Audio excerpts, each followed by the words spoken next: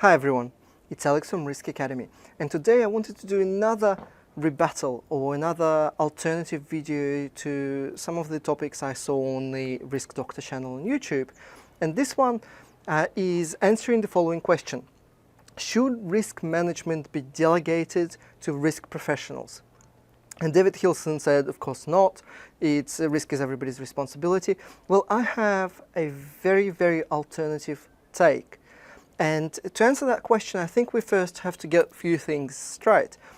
First thing is, risk management is a fundamentally flawed name because there's actually no management of risk, with a very tiny exception of few risks that are delegated by law. If there's a law that says you have to manage certain risks, then of course there is management of risks. But in all the other circumstances, in all the other cases, where risk is a decision-making tool and risk analysis, it's not risk management, but risk analysis is performed to then make a better business decision or to perform a business function better.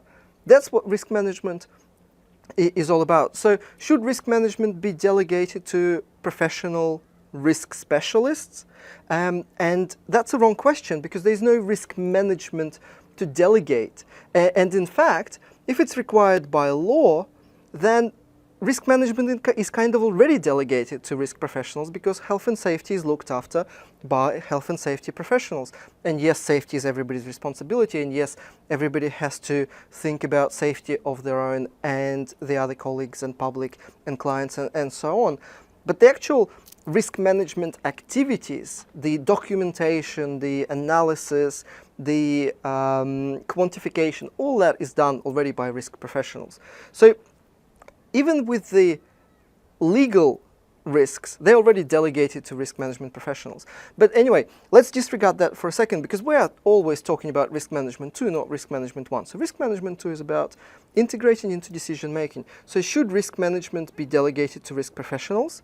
In risk management 2, well, under risk management 2, there's no risk management, there's only risk analysis. And that's when risk professionals perform their analysis to inform the decision makers so they can make a better decision. And if that's the case, then yes, of course, risk analysis, not risk management, but risk analysis has to be dedicated to the risk professionals. I mean, we all kind of hope for the better world where CFOs and chiefs of marketing and heads of production will be able to model their own risks and will be able to quantify their own uncertainty. But the reality is that's very unlikely to happen. So I found it works best. I mean, this was the best period of my career as the head of risk of the sovereign fund, is when the business units actually delegated all of risk analysis, and the CFO delegated the risk analysis to the risk professionals, because they're quicker, they have the better tools, they have the better skills to do that. That obviously implies that the risk professionals have to have something on offer.